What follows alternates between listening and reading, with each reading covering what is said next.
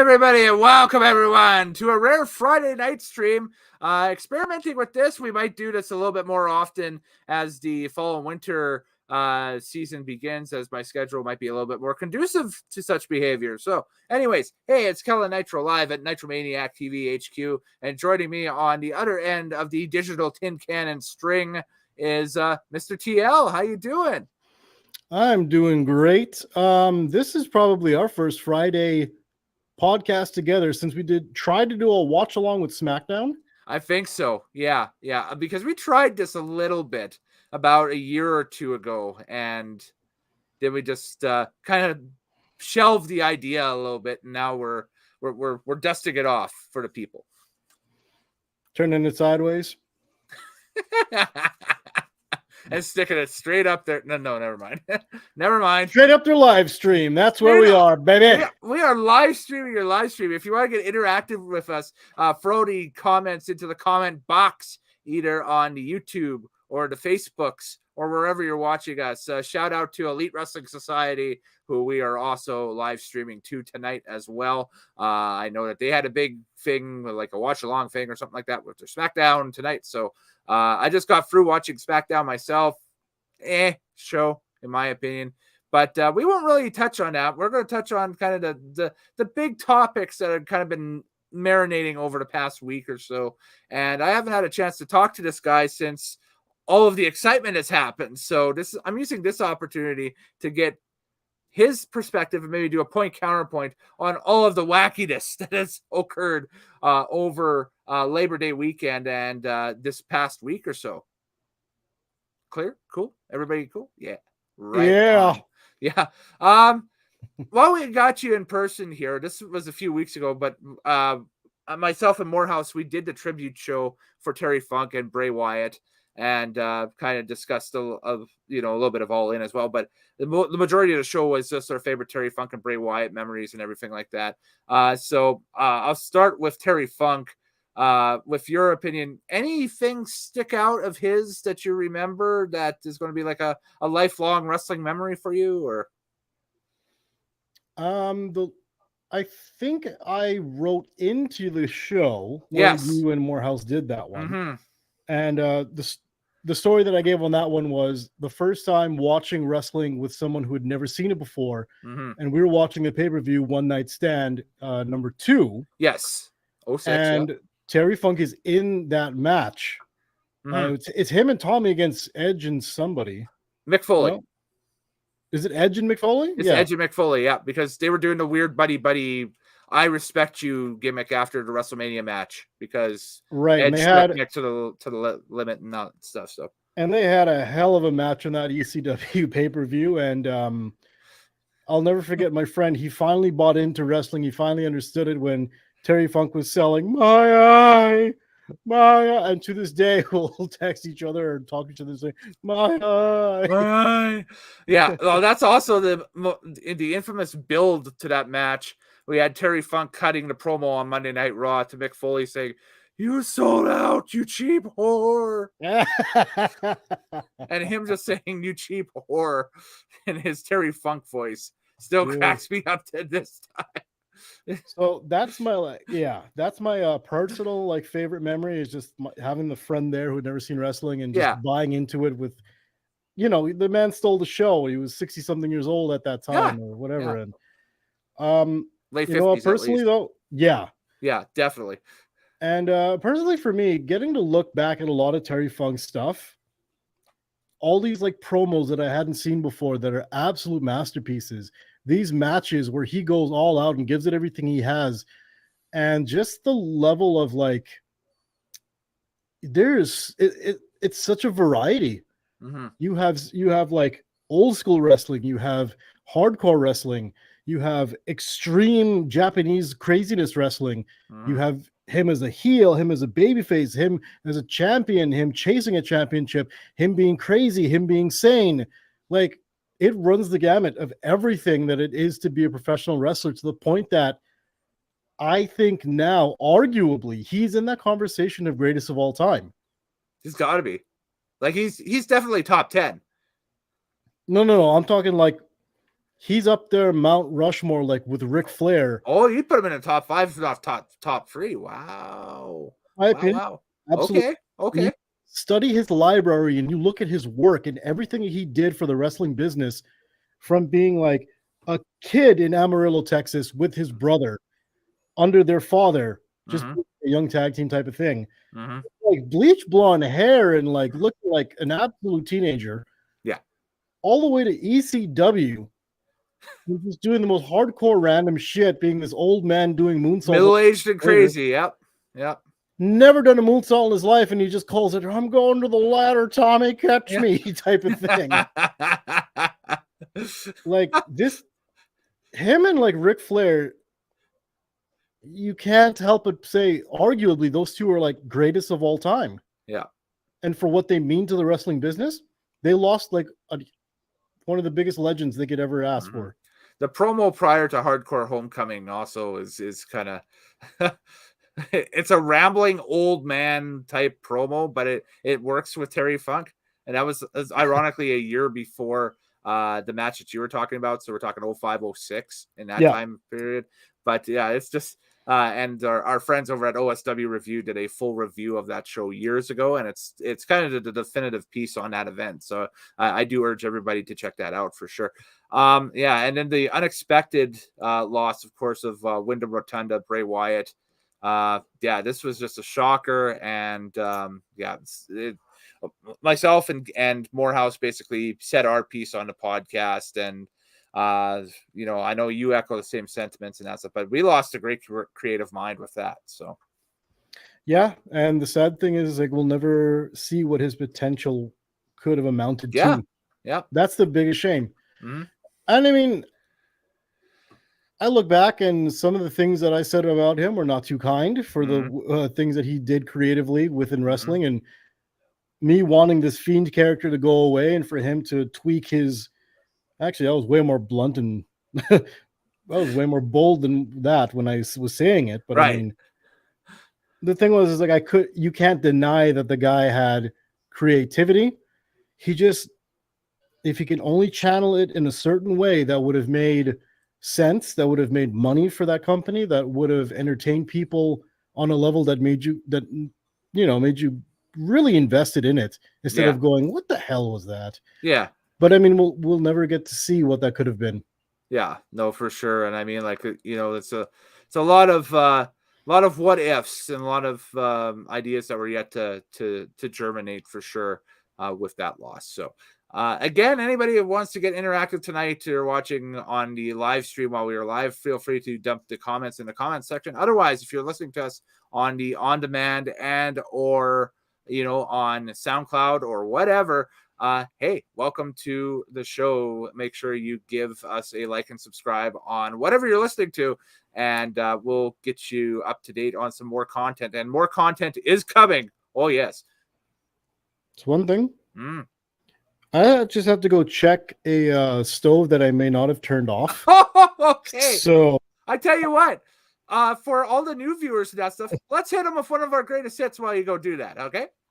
Okay. And then we come back. We go and talk about CM Punk when we come back. So, Lord, yes, we are. Okay, all right, here we go. So we'll be right back, folks, in 2 minutes.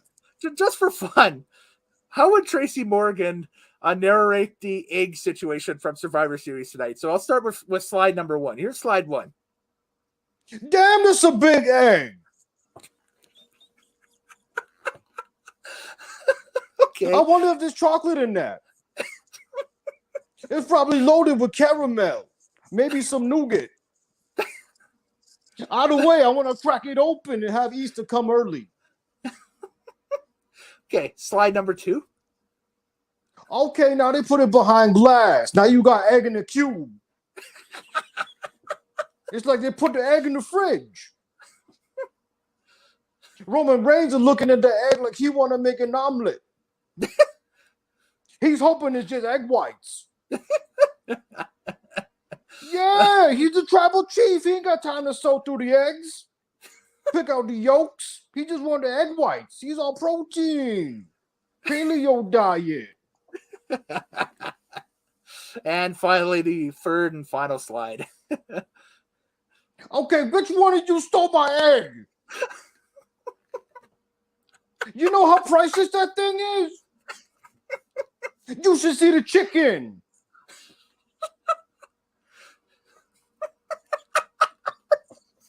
The egg came from the peacock. It all makes sense. You didn't know that? WWE's on a peacock, and now I got this pretty looking egg. That's a peacock egg. You didn't know that? Okay. Give me back my peacock eggs. It all comes full circle. I love it.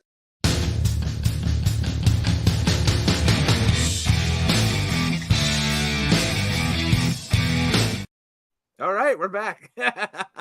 I still watch that to this day, and I think either my laughing or it's just whatever sounding like the chicken after the chicken comment is like, oh my god, that sets me off. And then just your spot on Tracy Morgan is amazing. And then on top of that, it's the bit that keeps on giving. It is the bit that keeps on giving, and I expect every time that we do a commercial break, that's going to come up. Well, I still have to cut out the two, to let the listeners and viewers know and stuff. I still have a lot of production back end work that I want to do for this channel and stuff. I got to cut out some of the Craig Fraser stuff that he's done on the Retro podcast and fold up in our this is for commercial breaks and little pauses like that and everything.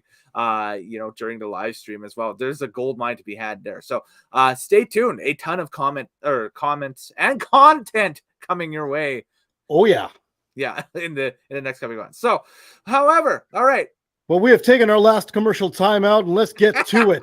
Let's get right to it. Yes, the reason why we're here. So, what's next? CM Punk, Phil Brooks. Ty, you're a fan. Go.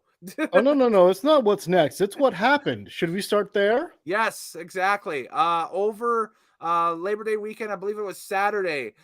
This notice was issued on the official All Elite Wrestling account. A statement from All Elite Wrestling and Tony Khan. All Elite Wrestling, in brackets, AEW, has terminated the wrestler and employment agreements between Phillip Brooks, in brackets, CM Punk, and AEW with cause. Effective immediately, the termination was confirmed today by Tony Khan, CEO, general manager, and head of creative of AEW. And then it goes on, talks about the backstage incident at All In, which we found out did happen, blah, blah, blah, blah, blah. And then Khan offered a statement at the bottom of the letter and said Phil played an important role within AEW, and I thank him for his contributions. The termination of his AEW contract with cause is ultimately my decision and mine alone. Of course, I wish I didn't have to share this news, which may come as a disappointment to many of our fans. Nevertheless, I am making the decision in the best interest of the many amazing people who make AEW possible every week, our talent, staff, venue operators, and many others whose efforts are unsung but essential to bringing our fans great shows on television at arenas and stadiums throughout the world. That's a lot of words. I gotta breathe. Okay. That's what was issued on social media on Saturday.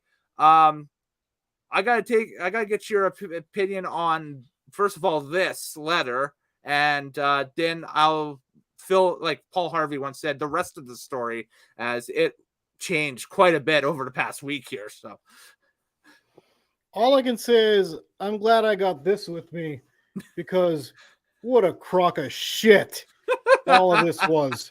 That's all it was. That 2-ply or just a bunch of shit. That's what we're talking about here. Got my buddy 2-ply up in the house. I'm gonna get him into the shot. There you go.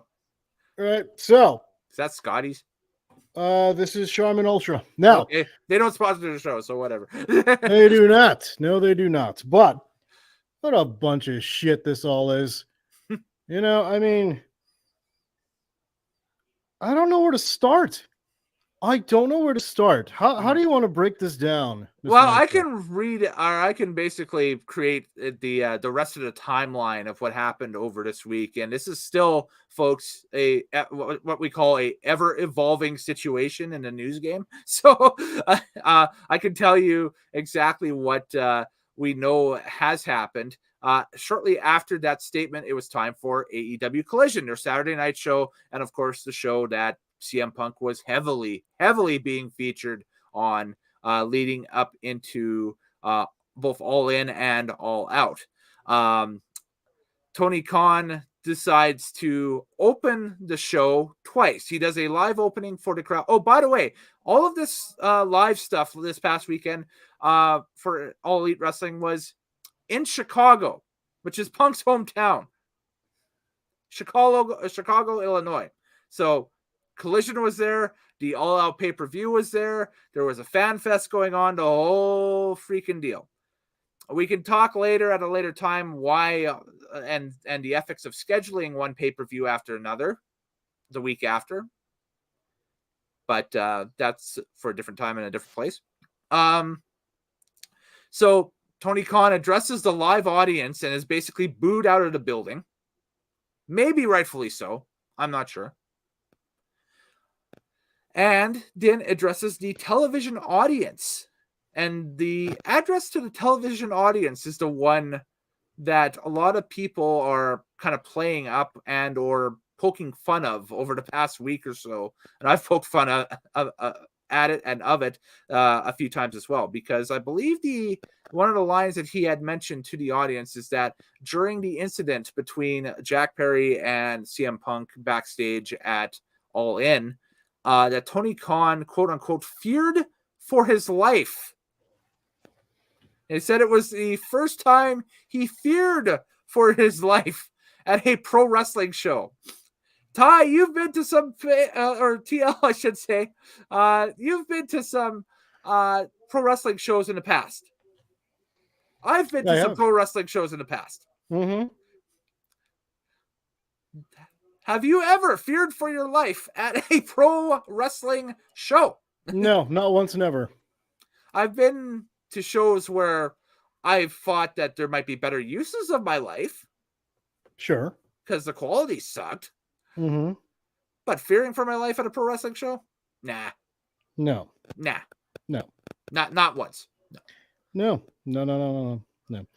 All right. There is so much to unpack here. Go ahead. There is so much to unpack. There is so much to unpack.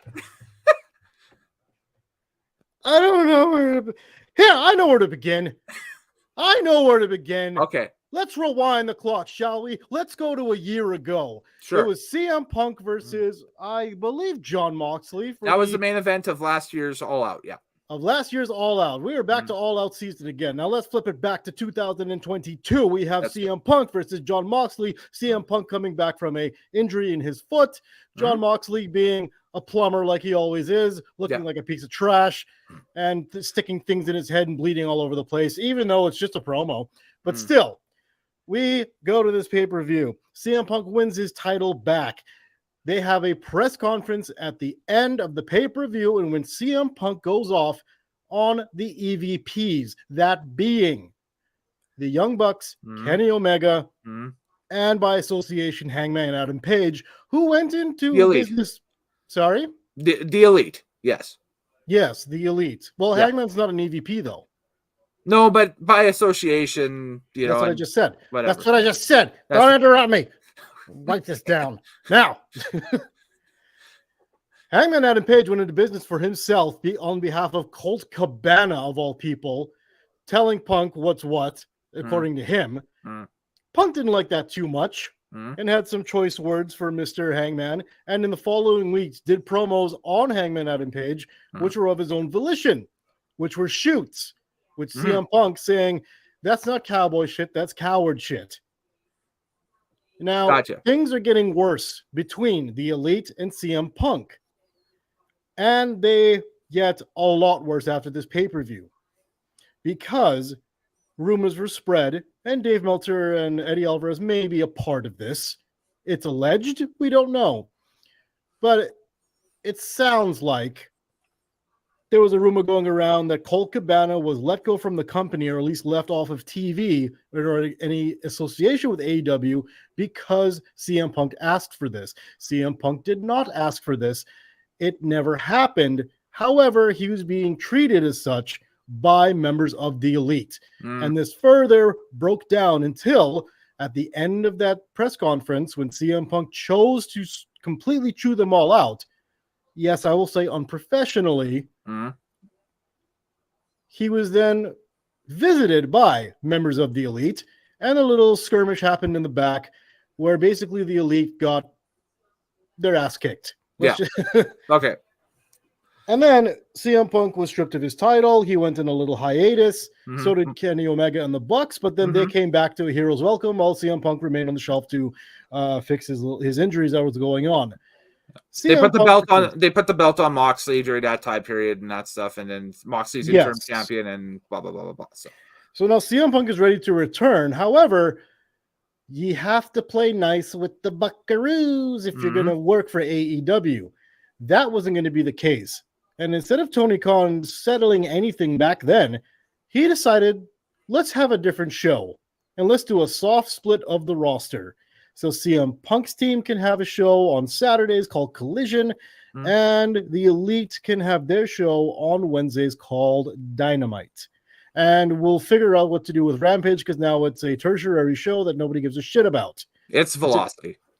It's Velocity. It's an afterthought after SmackDown appears. Which is why we're on during its time slot right now. Exactly. I was thinking we're the best time to do this tonight, and I'm like, oh, let's just go right after. You might need 2 rolls to get through an episode of friggin' Rampage. Now, fun live though. Rampage? Yeah, I had a blast. We made it fun. We made it fun. All right? We did. Yes. Now we've got everything divided and split, except we are heading into London. Wembley, biggest stadium show for AEW possible. And they're going to have to find a way to work together. This is 2023 now. We're fast forwarding. We've now caught up to date almost. Yeah. But let's just back the truck up a little bit, just a little bit, because we have an incident on Collision where Mr. Jungle Boy Jack Perry wanted to do some kind of promo or some kind of stunt involving real glass. He was told by executives and producers at the show, we do not use real glass. This is a TV show. You can get very, very hurt, much like Goldberg did when he cut his artery punching a real glass window of a limousine. So let's not use real glass. Let's use either baked glass or sugar glass or something more safe that'll give you the sound. You know, all the shit that like Omega used against Moxley in their ridiculous matches, and they used fed each other glass. It's the gimmick kind of movie glass thing and that stuff. The best example of it that I can think of is if people go back to the very, very first episode of Dynamite back in the fall of 2019, September, October-ish, whenever that was. There was a spot where Moxley did the double arm DDT to Omega through a table in a luxury suite down in this. That's right. It was a glass table, and I thought that glass table was made of that material and that stuff, and it's sandpaper basically.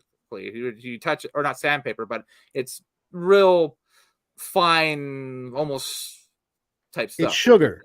It's sugar tape. Yeah, basically. It is liquefied sugar that you let set until it is solid, and then you can use it like glass, and it'll break, and it won't actually cut you. So that's what you're supposed to use.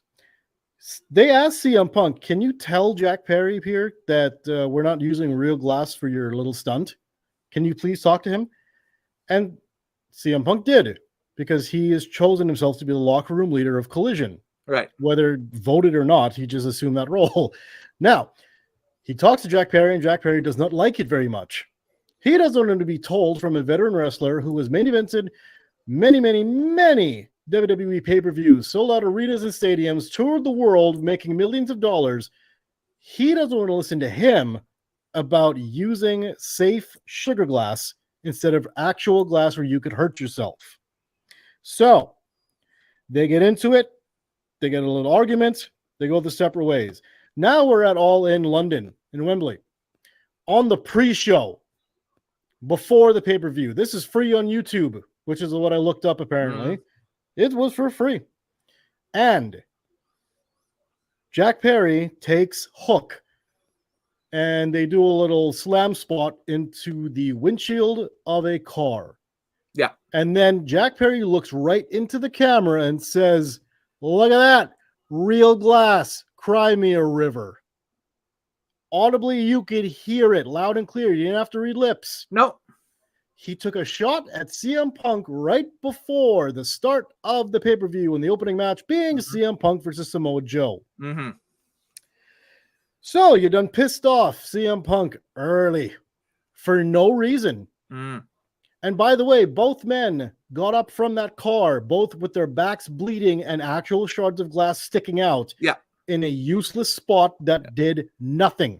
I'll add something to this just to piggyback on this. While this match is going on at this point, there is confusion going on in the back at this time because the Punk Elite kind of feud seems to have raised its ugly head again over match order, because the way that card opens, it's the pay-per-view card. It's CM Punk, Samoa Joe, and then it's the Elite in that I think it's a 6-man tag with Ibushi and that stuff against Takeshita and Bullet Club, right? So that was the second match of your scene.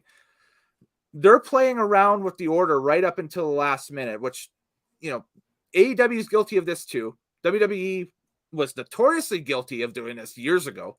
I'm pretty sure they're still guilty of it now, where they'll change the order right up until showtime of the way matches go out and that stuff. So there's confusion going on in that stuff. So while that's going on, there's a stress of that happening. And then, of course, Perry is pulling that stuff in, on the pre-show at the same time. So I'm picturing Gorilla or Go or whatever they call it for the All Elite side just being an absolute madhouse right now. So.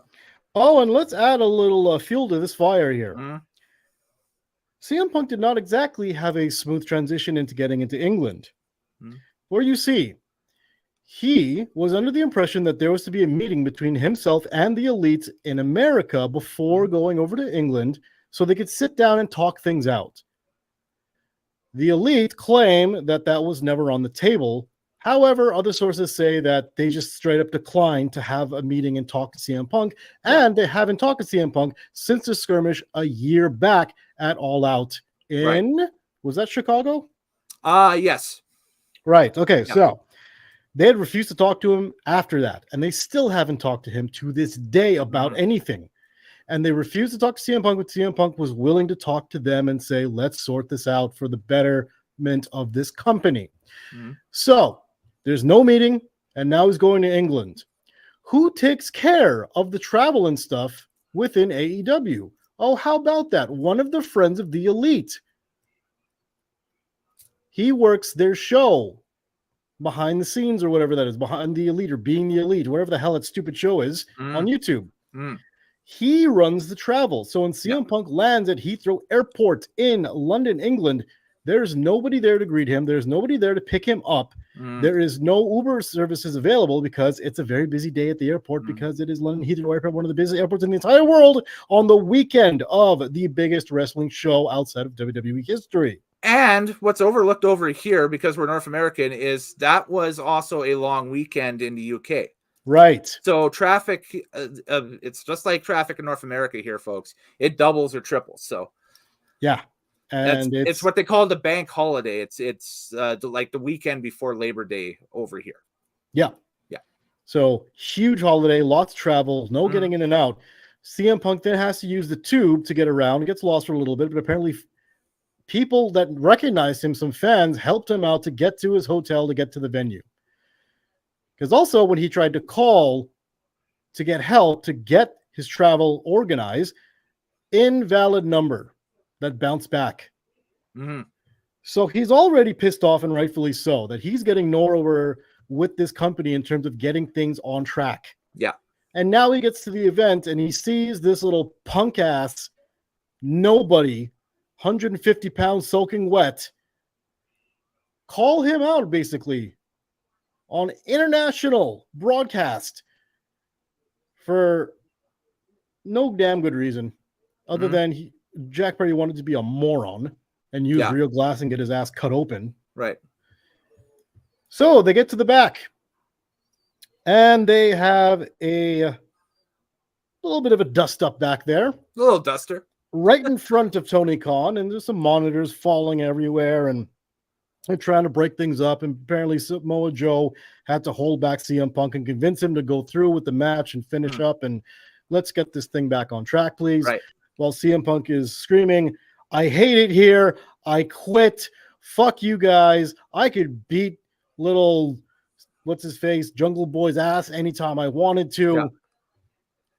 And of course, when they got back there, it was CM Punk who pulled Jack Perry and said, do we have a fucking problem? And Jungle Boy is saying, what did he say in response? I'm trying to think back this because I've been more focused on the whole Punk situation. Oh, it wasn't even a response. He pushed him. He pushed him. Yeah, it was a physical. He didn't say anything. It was again more physicality coming back on that side, which they pushed back, and then CM Punk got him into a front face lock. Situation like that just exasperates things, right? So you know, it's not the smartest, most vet thing to do, especially with a kid that's considered to be one of the 4 pillars of the company, right? That who in real life, realistically, he's garbage. Yeah, he's definitely the weakest of the 4. If you're going to classify those 4 in their own build, right? He doesn't draw money. He doesn't bring attention. He doesn't move merchandise. Nobody cares about this guy. Nobody watches the product for this guy. He's not really good as a wrestler. He's awful as a promo. Because you look at like the title history of the if we'll call them the 4 pillars of AEW, we'll call them the 4 pillars of AEW. You know, you got obviously MJF speaks for himself. There we go. He's currently their champ, and you know they've brought him in now currently on Ring of Honor to help bolster that brand with Adam Cole with that storyline, right? So they're doing that.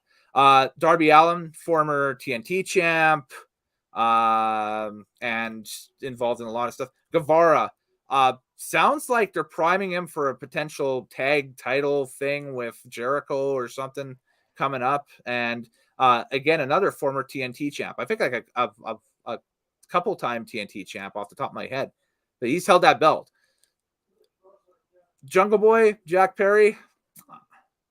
I mean, the FTW title is not recognized by AEW, so I'm not going to count that. That's just kind of more of it's Taz's gift to AEW, basically. But yeah, I can't think of anything that really jumps out to mind other than during the pandemic, he had a few good matches with some guys and kind of elevated his spot. And he had the tag titles with Luchasaurus. Yeah. They had the tag titles with Luchasaurus. Well, okay, so they did have the tag titles. Thank you.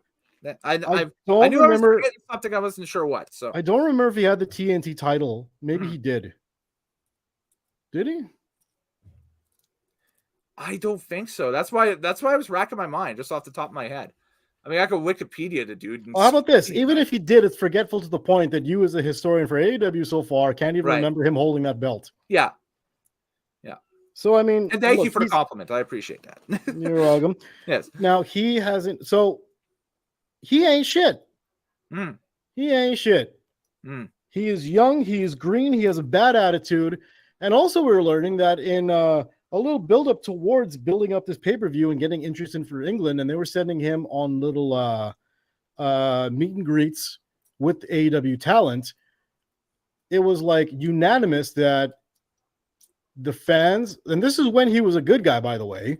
This is when he still had Baltimorea Jungle Boy as his theme song. People were singing along to that. People said that he was dismissive, that he was generally annoyed and angered to be there. He was not very friendly. He was not accommodating. He was just a complete dick at this wrestling convention, at many of that they had or whatever throughout the UK as they're trying to promote this pay-per-view up until the point that it happened. So he's got a bad attitude. He is a complete dick. And to make things worse, he gets in the face of CM Punk, who's already having a bad go of things behind the scenes. And it looks like on his side, he's at least tried to make things work. And the other side has not been at all helpful. So, skirmish happens. Tony Khan gets scared. He feared for his life. A real fight happened backstage, and he feared for his life. Which is the line that gets me. Oh, poor Tony. Oh, the monitors fell. Oh, 2-pound monitors all around you, Tony. Oh, I was so scared. I mean, if they're using the same stuff that I'm using, which they probably aren't, this thing's like, I don't know, they're it's fighting. not even 2 pounds. All my friends are fighting each other. Oh, God. Oh, somebody protect me. I'm so scared. Why are they fighting? Well, action figures. To be fair, he might have been under the influence. It's been speculated of a lot of nose candy too. So we'll see if he was even crying at that point because of that or because of whatever reason. But yeah, I mean, yeah, I see that. I definitely see. Well, I have the exact tissue I need. It's the toilet paper. Oh, God, there's so much shit going on here. Yeah.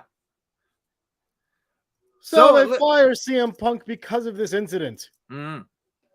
And in doing so, they have lost the person that was the main merchandise mover of the company. The hottest now free agent in all of wrestling. Mm-hmm. They've given him a slug of momentum. Yes. Someone who was captaining their brand new show that was increased in ratings every week since it started. So, and we'll get to comments here a little bit later on. But so it goes back to the first question. So what's next for him? Why isn't that the last question? Why is that the first question?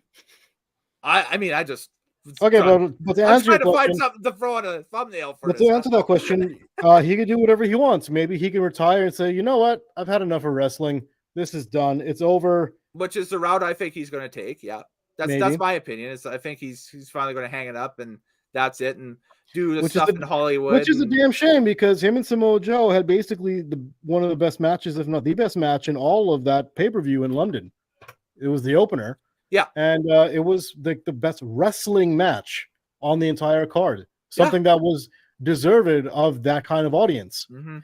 And it'd be a damn shame if they lost him, if he just hung it up and said, you know what, this business has not been very kind to me. It looks like I'm done. I don't need this anymore. That would be a shame. Mm. He could go to whatever wrestling company he wanted to because he's gonna earn the money no matter what. He could go to Impact. It would be a shame because nobody watches Impact. Mm-hmm. He could go to MLW, which would be a shame because nobody watches that either. Mm-hmm. He could go to New Japan Pro Wrestling. He can go to All Japan Pro Wrestling. He can go to whatever Japan Pro Wrestling he wants to. He could go to Amateur Japan Wrestling. Mm-hmm. It doesn't matter. He could go there and make money if he wants to. It would be a shame because nobody here watches it. Mm. He could go to the WWE. Mm. I don't know if he'd get what he wants, which would be less of a schedule, more time off. I'll build on that after you're finished. Because that was the next point I was going to make. The only thing he can't go back to is MMA because, as he said it himself, he started MMA too late. Mm-hmm. It's a young man's game. Mm-hmm. He's not going to go fight for a living. Yes. There's no sense of him breaking his face for like a $60,000 gate. Mm-hmm. So it's wrestling, or he can just go and do whatever he wants. He's got the money. He's married. Do whatever he wants. So that's what's next, whatever he feels like. Yeah. So to build upon the WWE CM Punk stuff, a few years ago, if this would have happened, hell, even a year ago or a couple of years ago, I would have felt the same way. Probably no chance of him going to WWE. However, in its current form, and with the new people at Endeavor basically taking over everything, and they own both UFC and WWE, I could totally see him being brought into UFC as a commentator for UFC cards, because he does have the gift of gab, and he has done that in the past with other MMA promotions. He's still doing it. UFC, right? He's still doing it. Yeah, still doing it, right? So I could see him doing that. Via that, perhaps a relationship is forged to bring him back for a Royal Rumble or a WrestleMania. It wouldn't be for a, shall we say, day-to-day, week-to-week basis. He would not be back there permanently. You would bring him in for your spectacles to build out the card for the spectacles. Your Royal Rumbles, your WrestleManias, your SummerSlams. Is Survivor Series even considered a spectacle anymore? I don't know, but Depends on the venue. Body shows, like what happened with India is, I guess, a test run tonight or earlier today to potentially them getting a PLE or something like that. If you have a big international show like at Australia again, or something in the UK or whatever, yeah, you're going to bring him into, if the opportunity is there to bring him in to work with somebody. I mean, there was a lot of talk, and that's another one of the things that leaked, is that there was the potential that had been floated out there of Punk coming back at this past year's Royal Rumble, Kevin Owens eliminating him, and them building Owens and Punk for potentially a match of night one at WrestleMania. I heard about that. That's interesting. Right, that would have been interesting. Mm-hmm. Yeah, I mean, like I said, for what's next for CM Punk, we'll see. Mm-hmm. He's got his options. And in the way that he left AEW, he basically got ran off by the Elite, much like Cody Rhodes did. Let's be honest. He got ran off. Mm-hmm. And if this is going to be how it is in AEW, they better watch their ass. Mm-hmm. Because they could turn into a WCW very fast. Mm-hmm. Mm-hmm. This was the same type of stuff that was going down in WCW towards even the bitter end of it, with a lot of the high talent and that stuff. Interesting hypothetical that I just thought of that you brought up there and that stuff is, would Punk be open to working a program in WWE with Cody Rhodes, potentially built off of this? It's money. Saying it's one of the build it around the fact that Punk comes in and says it's one of the biggest hardships I've went through, and it's one of the biggest thorns in my side that, it ended over there the way it is. And I look across the ring and I look at you, and that's a place you helped build. And now that we're both over here, right? And again, Cody Rhodes, CM Punk, I'd pay to see that main event, sure. And it is a main event. It is a main event. And I have a feeling the good people at Fox who have SmackDown on their airways, mm-hmm. they're going to want to see CM Punk on their show. Yes. They want somebody who can grab the mic and take control, someone who can mm-hmm. give them a great match and bring in viewers. Mm-hmm. Raw, a proven commodity that could do it. I know there's guys in WWE right now that are kind of on the cusp of, but a proven commodity is always, and especially if it's someone that can do more dates than what Roman Reigns does. Yes, because I know Fox is going to be is quite sour about that. They have to be. Mm-hmm. That their biggest name shows up whenever he wants, and that's in his contract. Yeah, but if you had, go ahead. I mean, part of that is health, and part of that is having the freedom in the contract to do as much. So exactly. So if you had someone who could do just a few more than Roman Reigns and bring in the same amount of numbers on a more frequent basis, you damn sure Fox wants CM Punk there. Hell, they're the ones that brought him in for that after show that they used to do. Yes, the I can't remember the name of it, but yeah, the infamous after show where 4 out of the 5 panelists, I think all 5 of them now are in AEW. Even the host, Renee Paquette, was the host, and she's Renee Paquette there, Adam Cole there, Samoa Joe there, Correa, Paige. That's right. There. She was there. The only one was Booker T. Okay, yeah, there we go. That's hilarious. So he's he gets the fighting hellfish for the Fox after show. Out of that. Pretty much. Wow, that's crazy. That is insane. So I'm saying there's so much money on the table for CM Punk and WWE if they can just squash all that stuff, put it aside, and it may be showing that CM Punk will be willing to do that, given that he tried to work with the Elite after their little bullshit. Yeah. So let's see if he could work things out with WWE. It's up to him. Whatever he wants to do, he could do. I am always going to be a fan of CM Punk, unless he does something horrible like kill somebody. But I mean, I'll majority otherwise be a fan of CM Punk, and whatever he does, let's see what happens. Yeah, and that's why I wanted to have you on, was because you are the I know CM Punk is a huge inspiration to you and that stuff, and you are a big fan of his, so that's why I wanted to have you on to talk about that, because I was figured, okay, this would be very interesting because I've heard the anti CM Punk side basically all week, and a ton of people and the AEW loyalists are happy that he's gone and that stuff and whatever. And I mean, we got some comments here too that echo that. Let me speak to that right now. Okay, they're happy right now that they've run off CM Punk. What Yeah. happens when it's somebody that they actually like? Yeah. So what happens when they run off somebody like John Moxley? What happens if they run off of Bryan Danielson? What happens if they run off a Britt Baker, an Adam Cole, an MJF?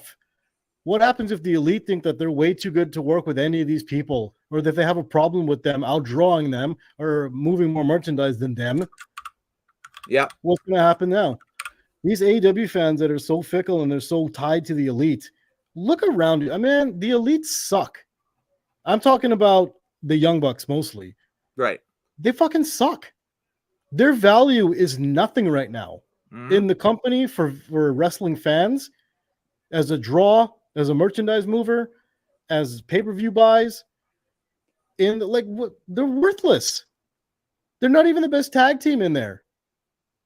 Yeah. They're maybe fifth right now, behind like FTR, the Acclaimed, the Bullet Club, the Guns. Yeah, that would put them fifth. Mm-hmm. There's a lot of younger teams on that side that are basically gunning, to pardon the pun, for that. You know, and that's just the teams that we know are teams. There's always creative stuff that's thrown together, like this MJF Adam Cole thing has a lot of legs to it. Oh, that's another one, and that just pushed them down to 6. Yeah, and then you have Bullet Club Gold, who put on a match of the year candidate with FTR. You know, and we all, I've said for years how good Jay White is in the ring. He really impressed me seeing him in person back in 2019 at MSG. You know, that main event of that long forgotten Supercard card, but there we go. So that was that. So movie envy, perhaps envious of some of the stuff we were saying, or even that the fact that we're live tonight and we may have more subscribers than him. I don't know. I just did a search for his channel. I couldn't find it, so whatever. But I'm going to read these comments out as one giant paragraph, as if he texted it into like a radio, you know, talk show or something like that, just because it's going to be easier. Sure. You know, but these were all over 5 minutes while we were kind of recapping everything and that stuff, and we can fire it back. So he starts with Punk is a joke, so very frail. And then he takes issue with your mispronouncing. It is Brian Alvarez. I will give him that. If you said Eddie Alvarez, it's Brian Alvarez over at the. Oh, sorry, I picked somebody more famous. So, but yeah, isn't Eddie Alvarez a comedic actor? I can't remember. Anyway, but whatever. MMA fighter. There we go. And then it says, at least know what you're talking about before speaking. I now see why you have 0 viewers. You go ahead and take the first half of this. I'll take the second half, but please. This is a. Oh, there's nothing to say except, hey, buddy, cry me a fucking river. How about that? And listen, this they talk about the toxicity of CM Punk. They love that word. They love that word, toxicity. These little give me a safe space wimps. It is a disease that's going around basically to join this little cult of the Elite, where you think Omega really is this amazing wrestler. By the way, no, the fuck he isn't. To think that no, he's not. I know you disagree with me, but no, the fuck he isn't. He's awful. His basics, his fundamentals are garbage. I wouldn't say he's as amazing as he once was, but I'm not never that amazing. because I've seen that take over the past few weeks as well, is that Omega is refining his form as best of the world again and that stuff. And I'm like, well, no, he isn't. Not really. Listen, there's guys that are ahead of him now, but you know, he's a joke on the microphone. He can't cut a promo. He sounds like a weirdo. He looks like a weirdo. His haircut is stupid. His music is stupid. He's a video game nerd. Everybody who looked at that guy would be like, I could fight him, and I could probably whoop his ass too. Right. There's nothing intimidating about that guy. There's nothing believable about him. I don't believe him. I don't believe that if he was in a fight, he could handle himself. Who's the most believable guy they have, do you think? In AEW? Yes. The most believable guy. Yeah. Interesting. Yeah. That's a great question. Throw me some names. So MJF's the champ. Okay, so I like MJF for his entertainment factor. Yes. He is a little bit of a little pipsqueak, but it works because he plays into that as a heel. And now he's a lovable heel, which is kind of interesting. Yeah, it's more of a tweener deal that they got going with Cole. Oh no, MJF, he's a full out babyface. He just Yeah. he didn't let go of any of the heel stuff. Right. He just made people cheer for it instead of boo him for it, which is just interesting. I don't know if he's believable though. I don't think I wouldn't take MJF into like against a Brock Lesnar. I'm not taking MJF against a Roman Reigns. Yeah. I'm not taking MJF against Edge. Ooh, which could be better than you think. We'll see. Sounds like a good match, but I mean, I don't know. I don't like him and Adam Cole are like the same height, which just always throws me off because he is so very little. It was very two similar-esque looking wrestlers going in that main event and All In. Like it was a good match. It was to me it was an entertaining bout. For anybody who says, yeah, well, Bret and Bulldog did it. Bret and Bulldog were a foot taller than both of them. Jeez, who's the most different style too? They weren't trying to, work this in vogue hybrid junior style that's in vogue right now, I guess. Bret and Bulldog were working the old school technical WWF pacing, right? So, oh yeah, and they put on like what we saw. They put on like nobody else. Yeah, go back on the channel. We did a whole classic Nitro take on SummerSlam '92. It's a great show. So go. Jeez, Jericho's an old flab master. Yeah, I know you like that one. Christian Cage, he's up there in age. Do you have to go to Ring of Honor even to look for the most believable guys? Like I'm thinking like Samoa Joe. Samoa Joe might be the most believable guy. Okay. Yep. You're right. Yeah. You're right. And he's being elevated right now. It looks like that they're going to do something with him and MJF to finally build off of that. Well, they have to because without CM Punk there with a real world title. Oh my God. Could you imagine if CM Punk brings the real world title with the X over to SmackDown? It's the full 91 all over again. Bruh. If he puts that in front of Cody Rhodes' face.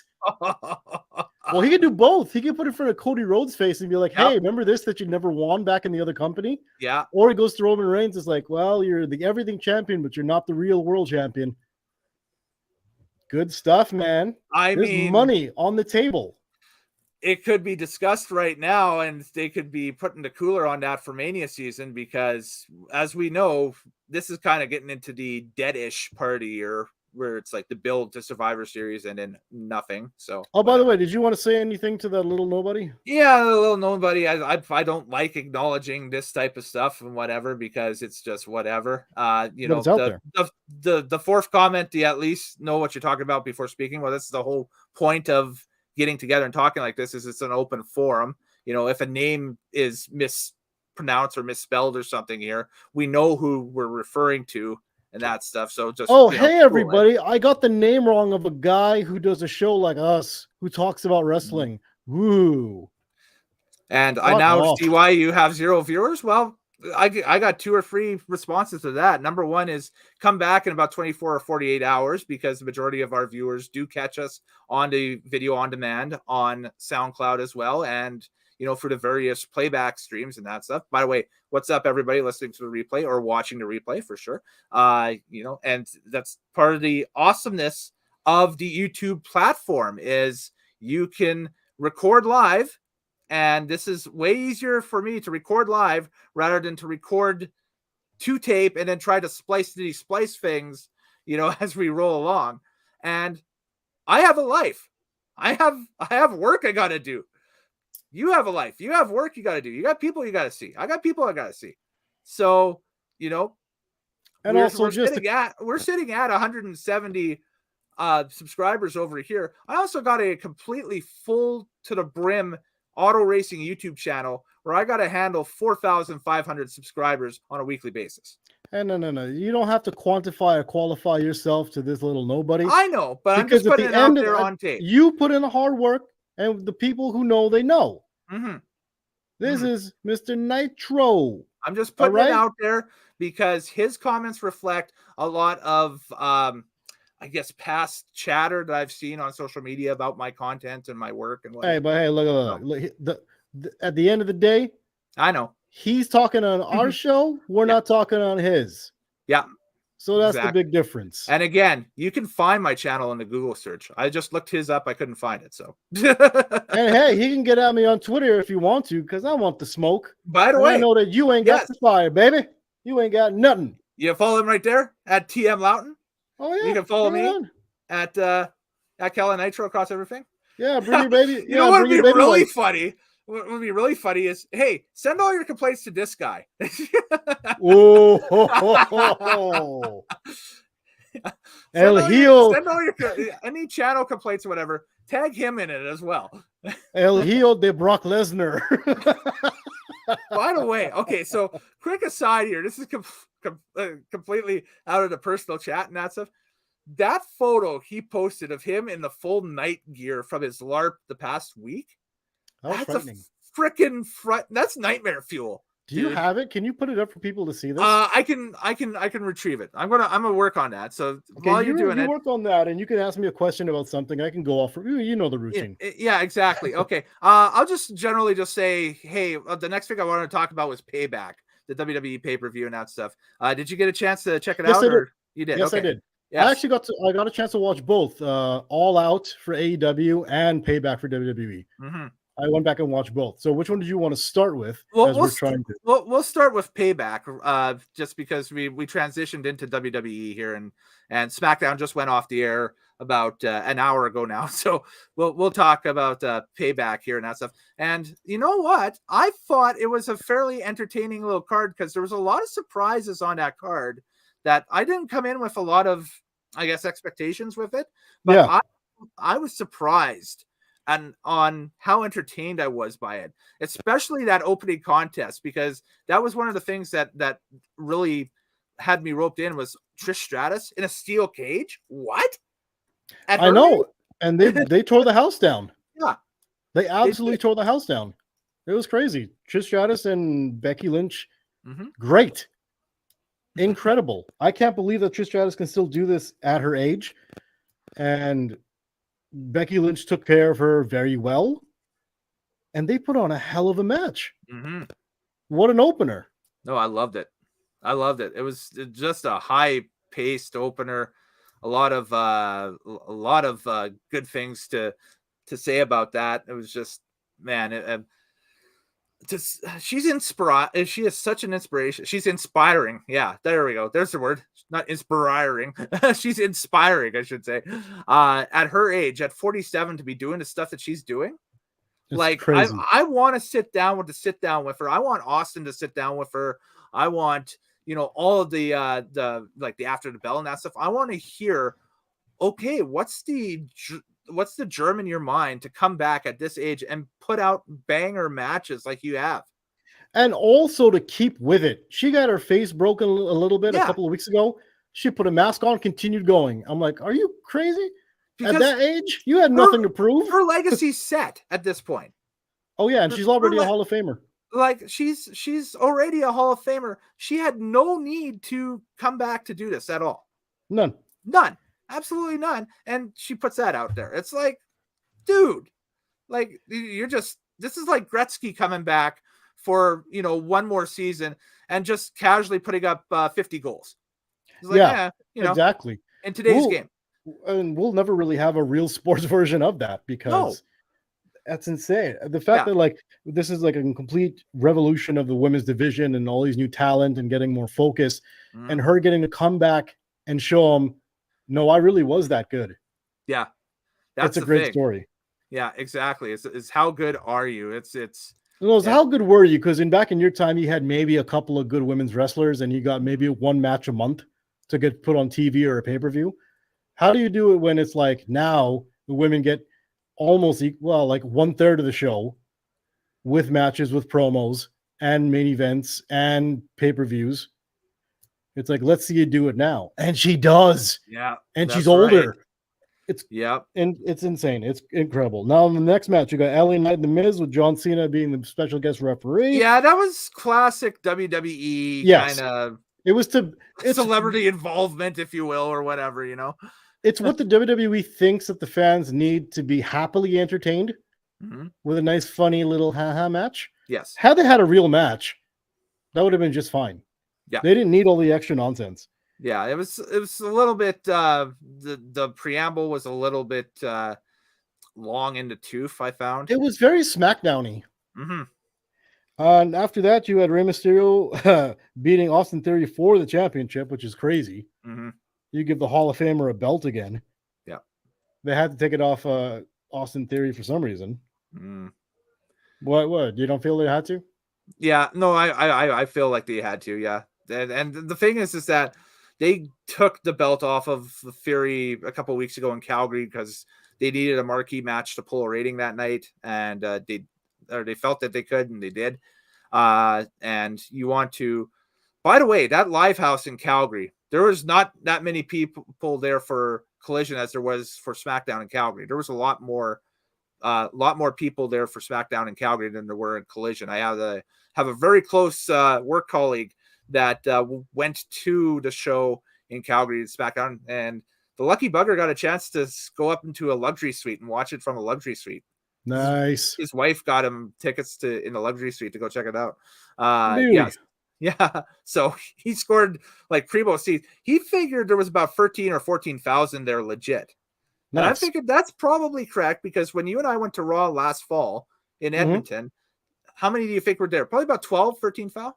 It was it was 14 because they packed it. They did pack it. Both sides. Like even the camera side, even the side where the camera was on there was very few empty seats. Yeah, exactly. If any. They called it a sellout on TV, which they rarely ever do unless it really is now. Yeah. But they really packed out. And it was packed for sure. Compared to Dynamite back at the beginning of July. Missing. They piped and draped the top level of Rogers. Yeah, the top level was completely tarped out, and the bottom level, there was nobody sitting on the camera side. Yeah. So what is that, 7,000 or less? Yeah. That's like 5,000. Because they're utilizing the minor hockey rink configuration of Rogers Place compared to I am getting a very important call. Okay. I may have to take this. Okay. You know what?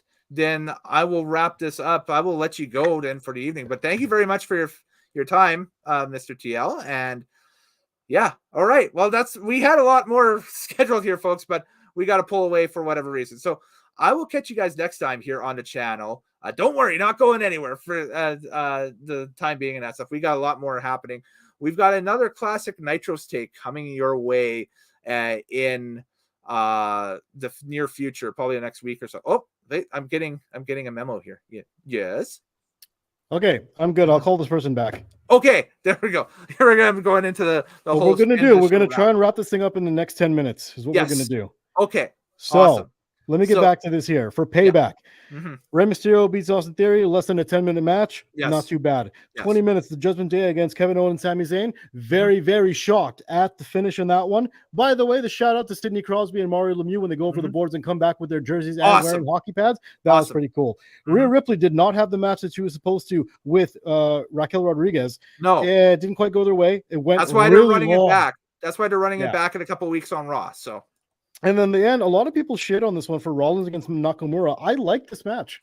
It was pretty good. I don't know why people are so sour about it. Yeah, I love the entrance now for Nakamura that they kind of these things are becoming more like the old NXT takeovers than they are classic pay-per-views and that stuff. So they gave Nakamura kind of like the anime villain type backstory entrance. Right. I loved it. That was great. Oh, it was good. Really good. Really good. Yeah. So, I mean, since it's not an official review or not, we don't have to really rate it out of 10, but if we were rating it out of 10, I think I'd throw up, it'd be about a mid car, like 5, 6, 7. Yeah. I would absolutely give it right there in the 6.5 range. Yeah. So that's about it. Yeah, exactly. So that being said, there's two important things that I noticed and I saw that I needed to talk about, which was it is the selling or lack thereof of both Rhea Ripley and Seth Rollins. Mhm. There was something I noticed within this match is that when the other person is on offense, their selling it's not working. Because usually if in this setup, let's go with Nakamura and Seth Rollins. If Nakamura is doing something, they're supposed to be booing. Right. And that boo is a combination of both what Nakamura is doing and how Seth Rollins is selling it. Okay. His selling isn't there, or wasn't there that night. And same with Rhea Ripley. They're trying to keep her so strong that her selling has taken a step back, at least in that match against Raquel Rodriguez. So Yes. I kept noticing the other person's like they're getting their shit in, but it's not working at all. The crowd's not buying it. And what the crowd is doing is waiting for the next move. They're waiting for Rollins to do whatever is next. They're not waiting. They're not into the match. They're just waiting for some cool shit to happen next. Yes. Yeah. So something in their match structure has to change in order to get other people over or get other people to be interesting with them, whoever they're working with. Yeah. Otherwise, you're not going to find a lot of people that they can work with and bring in a lot of interest. Maybe you have to utilize, and it's a waste of a payday for a pay-per-view and that stuff. But on a pay-per-view, maybe you have to have them squash just to get the unpredictability factor back in. In which way? In that they go over in a short amount of time. Like, like Ripley squashes Raquel next time out in like 2 minutes or something. Okay, so now if you do that, you kill Raquel Rodriguez, Basically, any credibility she has, problem, and though. you kill Nakamura, who you've been trying to build back as somebody who could play main event when you need him. So you can't have them go out there and squash, and you can't have them go out there and win over. Like, you can't put Raquel over and you can't put Nakamura over because of the positions that they're in. You just have to have the match work and get the crowd to buy into it and have them sell more. You know what I mean? Yeah. I noticed that. And like Seth Rollins, his offense, it doesn't get the crowd into it in a certain way. Like, no, he's an entrance right now. That's the thing. The fans love to sing along with the entrance and sing along with the music and that stuff and everything. But after the entrance is done, now it's kind of like, okay, there's not a lot of sizzle to go with the steak at this point because it's right. And the thing is, good wrestling. Okay, set up for the curve stomp. Okay, 1, 2, 3. That's it. They're just waiting for him to do the cool moves.